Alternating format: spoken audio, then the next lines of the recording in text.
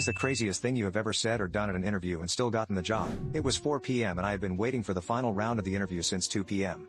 I had already spent 4 to 5 agonizing hours clearing 3 rounds of interviews the previous day. With no breakfast or lunch in my stomach, I was growing impatient and hungry with every passing minute. To make matters worse, my senior manager of the company I was going to resign from called and asked me to report to the office by 5 p.m. My company had hired a new CEO and he had called for the meeting. I knew that if I didn't make it to the meeting, there were good chances that I was going to get fired. The wait was now killing me. 4:45 p.m., the chairman was ready. I joined him in the conference room. He seemed quite young to be a chairman. Anyways, the interview began with the routine questions. The VP sales was sitting beside him, observing me. After some time, my eyes locked at the giant pendulum clock that was hanging on the wall to my right. It was 5:20 p.m. My heart sank. I had switched off my cell phone before entering the conference room and I knew that my manager must have called several times to check where I was. I now knew I had no job to go back to if I don't get selected here. But the interview had no direction. It seemed to be going nowhere. The chairman saw me looking at the clock and asked, "Are you with us in this room or you'd rather be someplace else?" I replied without thinking, I wanted to, but should I be someplace else or not, depending on the result of this interview? I wasn't sure if he understood me. The interview went on and the chairman kept asking me random questions that seemed irrelevant to me, then I lost it. It was 6:15 p.m. The interview had been going on for 90 minutes and there was no sign of ending. I felt like I was stuck in time and space. I wanted to yell, "That's enough. You better give me the job now."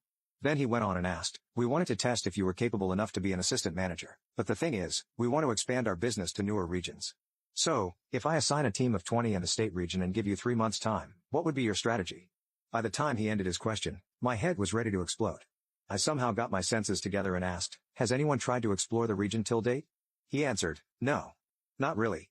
I finally had enough. I snapped, "Then what strategy are you talking about?" "There is no strategy. You don't know what the region is like.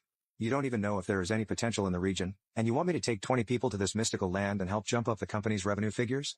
I'm sorry, I won't do it. I need data, figures, demography and physiography of probable customers and the understanding of their requirements before I even think about developing a strategy. I'll never design a strategy based on assumptions. If you want, I can use those 20 people in 2 months' time to get this data, and then we can sit and talk about strategy. That's the best I can do." I was done. I had released the pressurized air that was stuck in my body. No, I didn't fart. Jeez. That would have been disgusting. Anyways, I felt relieved but also a little worried because the chairman was staring at me with Clint Eastwood eyes and an open mouth. He looked at the VP sitting beside him for a second and then said, "That's all we have for now. Would you please wait at the reception? The HR person will meet you there." We stood up, shook hands and I left the room. I was sure that I had not got the job until the HR came smiling and asked me to join her in another conference room. She told me that I had got the job but not the one I was looking for.